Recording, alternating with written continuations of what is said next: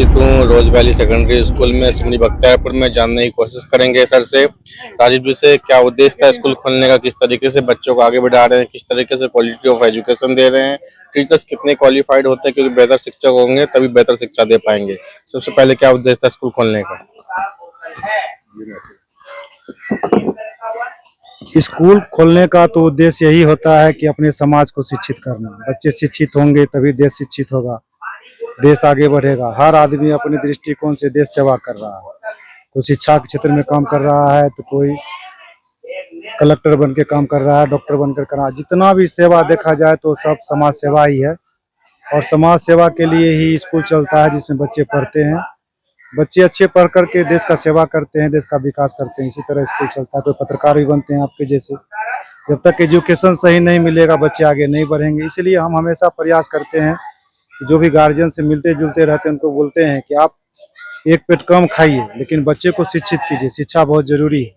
शिक्षा हमें समाज से बिल्कुल सही मार्गदर्शन पर लेकर जाता है, जिसके कारण बच्चे अपना भविष्य बनाते हैं, देश का भविष्य बनता है। यही है शिक्षा का सही उद्देश्य, तो यही है।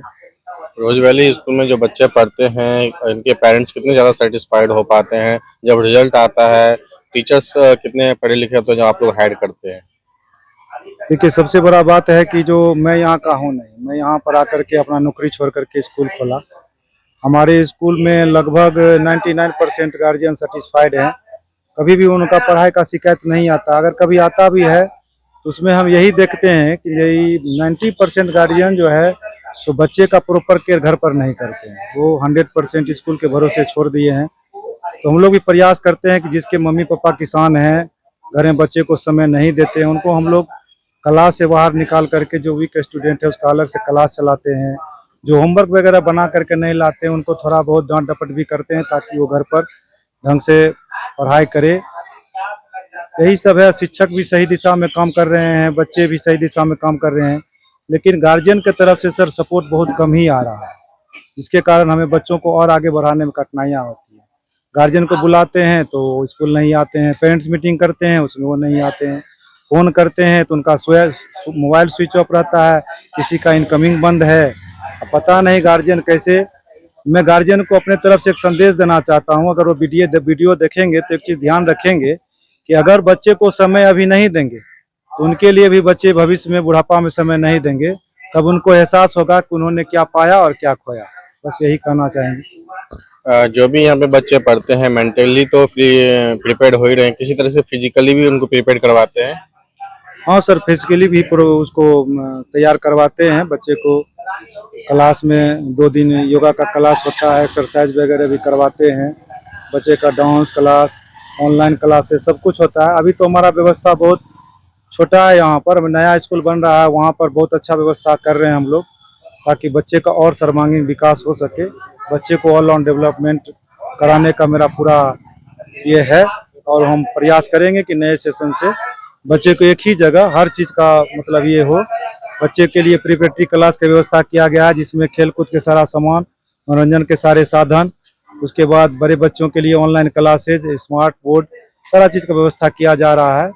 यह रेलवे हाई स्कूल से पूरा रेलवे ढारा के पास मेरा नया स्कूल बन रहा है, और जब मैं उद्घाटन करूंगा तो मैं अपने सभी गार्जियन को और यहाँ जितने भी लोग हमारे आसपास हैं प्रयास करूंगा, सबको इन्वाइट करूंगा, वो आवे देखें हमारी व्यवस्था। अगर हमारी व्यवस्था उनको अच्छी लगेगी तो अपने बच्चे को मेरे विद्यालय में डालेंगे। और हमारा यही प्रयास है कि पढ़ाते पढ़ाते ही बच्चे को अब मेरा ज़िंदगी गुजर जाए, यही मेरा सपना भी है और यही मेरा उद्देश्य भी है। ट्रांसपोर्ट और सिक्योरिटी किस तरीके से आपके स्कूल में काम करता है? कोई बच्चा बाहर ना चला जाए कैंपस के, कोई कहीं खो ना जाए, और ट्रांसपोर्ट किस तरीके से पिकअप और ड्रॉप करता है? देखिए, 2011 में मैंने अपने स्कूल का उद्घाटन किया था। अभी मैं 2 ब्रांच चला रहा हूँ। दोनों ब्रांच मिला करके लगभग हमको लगता है 17-18 गाड़ी है, और आज के डेट तक 1 अगस्त तक आज तक किसी प्रकार की घटना या दुर्घटना हमारे गाड़ी से नहीं हुई है।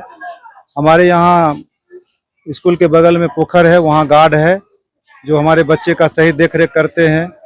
और हमारे जितने भी ड्राइवर हैं वो किन्हीं को भी किसी तरह का नशा का आदत नहीं है, ना वो गुटखा खाते हैं ना पान खाते हैं। वो अपनी जिम्मेदारी से बच्चे को लाते हैं और अपनी जिम्मेदारी से बच्चों को घर तक पहुंचाते हैं, ताकि बच्चे सुरक्षित आवें और सुरक्षित पहुंचे। रास्ते में किसी को छोड़ते नहीं है। जहाँ से लाते हैं वहीं वहाँ तक उनको पहुँचा देते हैं। और आज तक इस मामले में भी कभी भी किसी तरह का कोई शिकायत नहीं आया है, ये आप पता कर सकते हैं। हॉस्टल की अगर सुविधा है तो उसमें किस तरह की सुविधा देंगे? देखिए सर, हॉस्टल की सुविधा है तो उस हिसाब से, जिस हिसाब से मेरा स्कूल है उस हिसाब से मेरा स्कूल का फीस भी मतलब लो है। ऐसा है कि गार्जियन उसमें सरवाइव कर पावे। उसके लिए मैंने बिजली का सुविधा दे रखा है, 5 टाइम नाश्ता खाने का व्यवस्था कर रखा है, मिनरल वाटर का व्यवस्था है। जो मिनरल वाटर हम प्रतिदिन खरीद कर बच्चे को पिलाते हैं। अब नया स्कूल जहाँ बन रहा है वहाँ बहुत बड़ा मशीन लग रहा है, इससे बच्चों को आरओ पानी की सुविधा मिलेगी। और हॉस्टल में 3 टाइम पढ़ाई होता है, क्लास, उसके बाद 3 बजे से लेकर 5:30 बजे तक ट्यूशन होता है जिसमें टीचर मौजूद रहते हैं। रात में बच्चे सेल्फ स्टडी करते हैं जिसमें हम लोग मौजूद रहते हैं। बच्चे का अच्छा विकास हो रहा है। अभी छोटा मोटा स्कूल में भी लगभग 105 बच्चे हॉस्टल में हैं। अभी तो जगह ही नहीं है हॉस्टल में, अभी हम एडमिशन बंद किए हुए हैं। जो प्रोसीजर ऑफ एडमिशन रहता है, क्या क्या रिक्वायर्ड होंगे डॉक्यूमेंट्स? डॉक्यूमेंट्स के लिए हम अभी नए बच्चे का आधार कार्ड लेते हैं, जूनियर बच्चे का। अगर जिनका आधार कार्ड नहीं होता है तो जन्म प्रमाण पत्र लेते हैं, एक फोटो लेते हैं, रजिस्टर मेंटेन करते हैं। उसके बाद जो बड़े बच्चे हैं उनका टीसी लेने का प्रयास करते हैं। और बच्चे का जो भी डॉक्यूमेंट्स होता है, जन्म प्रमाण पत्र, आधार कार्ड, फोटो, माता पिता का आधार कार्ड, फोटो, यही सब बेसिक जो जरूरत है वही सब लेते हैं। और एडमिशन में भी मात्र 2500 रुपया लेते हैं। फीस नॉर्मल है हमारे स्कूल का, लेकिन पढ़ाई बहुत अच्छा हो रहा है। और इसी पढ़ाई के वजह से आज हमारे स्कूल में लगभग दोनों स्कूल मिला के सिर्फ 1300-1350 बच्चे पढ़ रहे हैं। और हमें कहीं प्रचार करने की आवश्यकता नहीं होती है, और ना ही कभी प्रचार करते हैं, और न किसी शिक्षकों को फील्ड में भेजते हैं। जो भी सरकार का नियम गाइडलाइंस होता है कि स्कूल को किस तरीके से मेंटेन किया जाए, 25% बीपीएल परिवारों के बच्चों को पढ़ाया जाए, वो सभी मेंटेन करते हैं। अपनी तरफ से भी कुछ आर्थिक सहायता करते हैं जिनके पेरेंट्स नहीं है, माँ बाप नहीं। हाँ सर, ऐसा तो करते हैं। अभी हमारे स्कूल में लगभग 20-25 बच्चा ऐसे हैं जो पढ़ रहे हैं, वो आरटीई में नहीं हैं, उनके माता पिता नहीं हैं, कोई गुजर जाते हैं तो उनको पता चलता है तो उनको जा कर के हम समझाते हैं और उस बच्चे को हम लोग ले लेते हैं। और प्रयास करते हैं कि बच्चे 10th किसी तरह हमारे यहाँ से कर जाएं। उसको आर्थिक सहायता भी मिलती है, हमारे शिक्षक लोग भी अपने तरफ से कुछ पैसा जमा करके उनको देते हैं। और सबसे बड़ी बात है कि पैसा कमाना ही सबसे बड़ा उद्देश्य नहीं है। मान लीजिए कि स्कूल को हाई फाई कर दें, बच्चा का सही एजुकेशन नहीं मिले, फीस बढ़ा दें, 5 को ड्रेस खरीदवा दें, इससे बच्चे का एजुकेशन नहीं होता। अगर बच्चे का सही एजुकेशन देखा जाए तो उसको तरह तरह की किताबें हों, ढंग से पढ़ाई हो, ताकि बच्चे आगे बढ़ें। और मेरा उद्देश्य है कि जो भी बच्चे मतलब पढ़ रहे हैं उनको हर तरफ से हम मदद करने का कोशिश करते हैं। रही बात सरकार की गाइडलाइन की, तो सरकार के गाइडलाइन के हिसाब से तो हम लोग भी कर रहे हैं, लेकिन अभी जो सरकार का नियम आया है उसमें हम लोग थोड़ा सा विफल हो रहे हैं। इसमें हम देख रहे हैं कि बहुत सारे बच्चे ऐसे हमारे यहाँ पढ़ रहे हैं जिनका नाम सरकारी स्कूल में भी इनरोल है, और यहाँ इनरोल करते हैं तो इनरोल हो नहीं पा रहा, जिससे हमको समस्या काफ़ी, हम लोगों को, हम ही नहीं जितने भी सारे स्कूल वाले हैं सबको ये समस्या हो रहा है। अब आरटीई में सरकार कह रही है कि गार्जियन खुद से स्कूल चुनेगी।